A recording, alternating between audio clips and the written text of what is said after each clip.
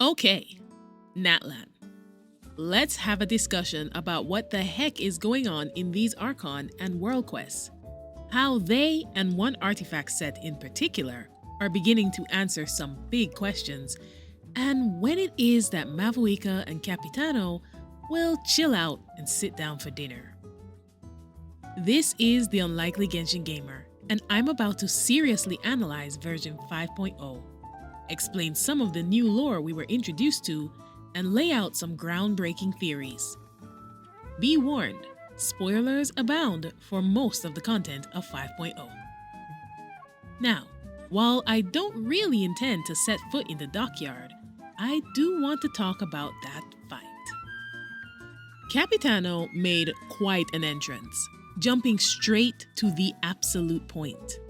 And I wonder if this is just his style or if something else is going on. Did he think that Mavuika would be that easy to beat? Or was this a test? The Fatui always operate with multi-layered plans, and even the other most straightforward person among them, Tartaglia, doesn't attack from only one angle. Mavuika even noted that the fact that he was helped by the Masters of the Nightwind wasn't necessarily bad, and that something about what he mentioned is more personal than just a push for the Gnosis for the Tsaritsa's sake. He seems to care about Natlan's situation, as though he has an interest in its success. Confronting the Pyro Archon herself is just one facet of his plan. Still, you can't step into the lady's house like that and not expect to be knocked around, even if you are the captain. According to the message boards, which I found quite amusing, she particularly likes pumping iron as a pastime, and she carries herself like a mother to her people. Natlanders may prefer to stay home, but she is well informed of events happening around the world, and she knew what to expect going up against him.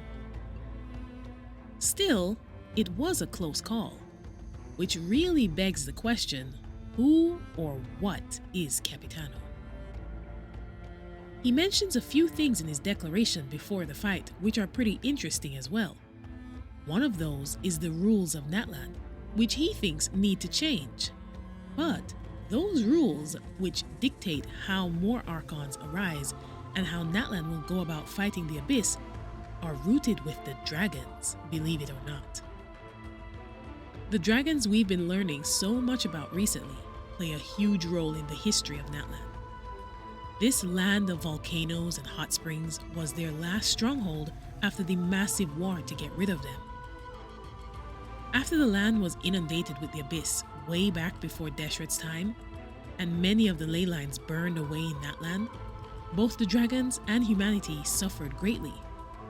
But something interesting happened to mend the situation, and although we need more story to validate the following theory, I think there is a hidden reason why Mavuika was able to give Capitano such a run for his money in that fight. I think the people of Natlan, especially the strongest of them, are part dragon. It all begins with the history of the disgruntled dragon Waxaklahun Ubah, also known as the Mad Sage of the Stolen Flame. Most of Natlan have no idea that this person was a dragon disguised as a man. He decided that the old dragons, arrogant and stuck in their ways, and steadfastly loyal to the dead mad dragon king Nibelung, were now blinded to what needed to be done to save their severely damaged lands from the infection of the Abyss. Waxaklahun was known as the wisest among the dragons, and devised an ingenious, long-winded plan to overthrow Xiaoquatl, the Pyro Sovereign, and have his elemental authority wrenched from him. The plan went like this, according to the Obsidian Codex artifact set. Waxaklahun Ubah snuck into the depths of the Draconian Palace down in the bottom of the volcano, and stole the seed of primordial fire from it. Different from just normal fire, this fire was the secret to dragon civilization and an important tool against the Abyss. That's phlogiston. He left with this phlogiston and set out to find a land that perhaps had escaped the plague of the abyss. But what he found were humans. This is where it gets interesting and more theoretical. He decided to share with them the secret and power of phlogiston, but that wasn't just the knowledge of fire. The artifact also says that he merged two species and bloodlines and gave humans the dragon's powerful abilities of evolution. We learned in Enkanomiya, and somewhat in Fontaine, that the dragons were very, very good at selectively evolving to appear and emphasize exactly the traits they wanted to, even to the point of looking like humans, like Neuvillette. Waxaklahun gave this trait to humans, likely by mixing bloodlines. Then it clearly says he began a careful game of selection and cultivation, breeding amongst these humans a new champion, one who would have the power to take down the stubborn sovereign Xiaocoatl. That champion was Xblanque.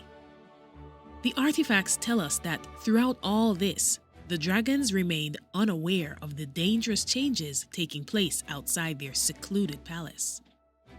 With the power of phlogiston coursing through their veins, the humans of Natlan began to triumph over the tyrannical dragons who still roamed the land freely. It should be noted that this may be part of the reason why the people of Natlan get unstable and sick when they're too far from their homeland. Kachina did tell us that only Natlanders can use phlogiston. Pyro energy that vision wielders use is different. Eventually, Xblanque, a descendant of that first brave warrior to take on the force of phlogiston, took the fight to the old dragon Xiaocoatl and won, taking his elemental authority from him, therefore earning the title of Pyro Archon by right of conquest. And an interesting thing happened with this transfer of power. There was a transfer of knowledge as well. Just like the new knowledge that Neuvillette gained once he received his elemental authority back from Focalors. Knowledge of things that only the Pyro Sovereign could know. This was a key component of Waxaklahun's plan to defeat the Abyss and revive the once proud race of the dragons. Wisest that he was, he knew that it would require the accumulated knowledge of everyone, dragons, humans, and gods alike, to push back the encroaching finality. This theme and strategy of condensing ancient knowledge to defeat the Abyss is not new. In Sumeru, Rukkhadevata pulled together the dreams of the people through the Akasha to find a way to defeat the Abyss. In Fontaine, 500 years of the people's knowledge and sense of justice were gathered together to create enough power to destroy a seat of Celestia. In Inazuma, 500 years of knowledge and power were condensed into the seed of the sacred Sakura and planted in the past to fight the darkness. Nahida did a similar thing to be able to defeat Scaramouche in the Sumeru Archon quest. Xblanque's victory over Xiaocoatl began a system in Natlan, where the unique humans there were constantly refining their strength through evolution and contest to ascend and take on that knowledge and power. No wonder why, according to Dainsleif, Mavuika is going to tell us that the rules of war are written in the womb. The genetics of the people are constantly being refined, unlike elsewhere in Tevat, and accumulated knowledge of everyone who has ever fought or experienced the Abyss is pulled into that sacred flame, which each new Archon will inherit, along with the growing encyclopedia of strategies against the Abyss. With all this power, the Pyro Archon also inherited a special ability from the mysterious Wayob. And it has me thinking that the shades of the Primordial One have been interfering in the fight against the Abyss from the beginning, linking themselves to each Archon. The Pyro Archon's helper could possibly be the Shade of Death, very likely the Lord of the Night Kingdom. let me back up a second and explain. You may remember that the Shades are the direct helpers of the Primordial One, a progenitor. Well, you know the rest. It created 4 copies of itself and set them over certain fundamental aspects of reality: life, death, time, and space. And I believe every Archon derives some of their specific power directly from one of these shades. The Archons of Dendro and Hydro are rather clearly connected to the Shade of Life. We can think of them as representing the flora and fauna sides of life in Teyvat. The Shade of Time seems to be directly connected to Anemo and Electro, the winds of time and eternity. As I mentioned, that shade helped to save Inazuma through the use of time travel, and we know that Venti is an actual thread of the Shade of Time, Ishtaroth. I believe Zhongli, with his mysterious cube that we have seen him holding on his Statue of the Seven, was endorsed by the Shade of Space, or the Void. The pocket dimension in the Chasm was the trump card for Liyue in the Cataclysm. And Pyro and Cryo seem to be linked to the Shade of Death. You may have noticed the Masters of the Nightwind, the Cryo tribe, have the exclusive ability to communicate with the Land of the Dead, sharing the powders and talismans they create with the other tribes. This is all just a theory, but a pretty substantiated one.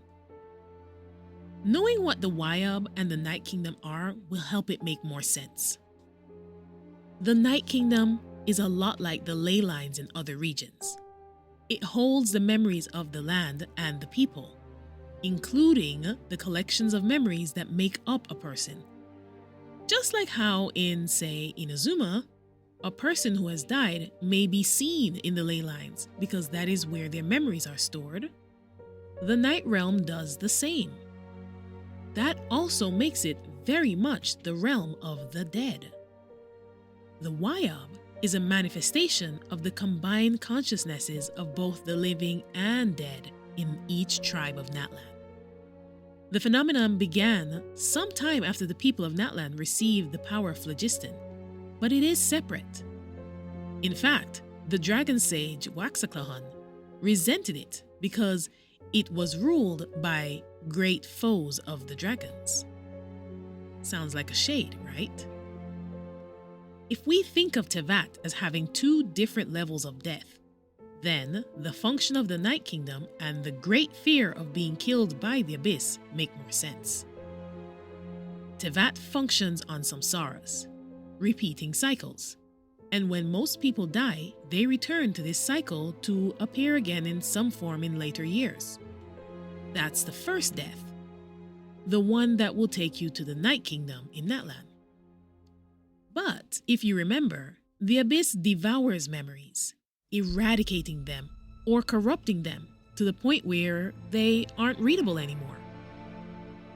If a soul in the Night Kingdom gets their memories destroyed, they literally cease to exist.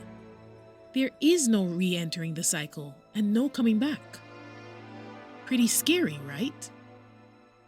If the Wayob is the collective consciousness of the members of the tribe, past and present, then the more of those voices are erased by the Abyss, the more the power of the Wayob will wane. Which then brings me to ancient names.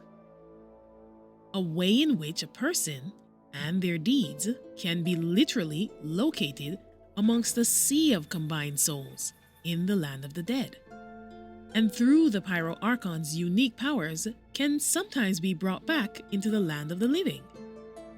It seems that these ancient names are pockets of isolated memories that are anchored in a way to stop them from merging with everyone else's. The Wayob picks out a member of the tribe that it feels will add to the anthology of memories that each name has already accumulated. And then the name is etched in Obsidian. The business about Obsidian is a nice touch, because in Aztec mythology, the volcanic stone Obsidian was seen as a very mysterious spiritual stone, with some pieces being used as gateways to commune with the spirit world. All this about ancient names makes it very clear why only people with an ancient name should participate in the Night Warden Wars. Because without the security of an ancient name to let the Archon locate you, you will be lost to the throng of souls if you die. Ancient names also have more individual power than many Natlanders seem to think. Those names contain powerful memories, and memories themselves are power, as Mavuika showed us. Mualani and Kenichi's story quests express this as well. They both fully embody the meaning of their ancient names. Now, the Traveler is about to get one too. But they really have a different concern right now. The Traveler hasn't been able to resonate with the Pyro statue, and we don't know why. Maybe the encroaching abyss threat has led to a weak connection between the statue and the land, so it's not really working to exude pyro energy. Or maybe the rules of Natlan's Archon Ascension means that the statues work differently. Like, it would only be available to him to resonate with during the point when a new Archon is being chosen. I'm not sure, but actually, I'm going to hand over that conversation to you guys, because I know you have some ideas. While you're at it, tell me how you're liking Natlan so far, and what you think could be coming in the next version. Natlan's lore is definitely building on the big concepts we've been introduced to over the years. The time to explain every little thing is fading away, and I'm loving it. It's time for us to lean into the crumbs we've been given over the years. I'm also glad we've come back to the Abyss being the primary antagonist. So, I'm eager to hear your thoughts. I also want to give a special shout out to my very first member of this channel. Thank you, Allison, for enrolling as an Academia Scholar of this channel. I really appreciate it. If anyone else is interested, check out my membership page, especially those of you who like to tune in for my narrations. I'm bringing you real, full-length videos in podcast form of character stories, like some of the ones you've seen on this channel, and behind-the-scenes footage and custom emotes. I promise you all will enjoy. Anyways, as always, please like, subscribe, and share so I can keep this up, and I'll see you in the next one.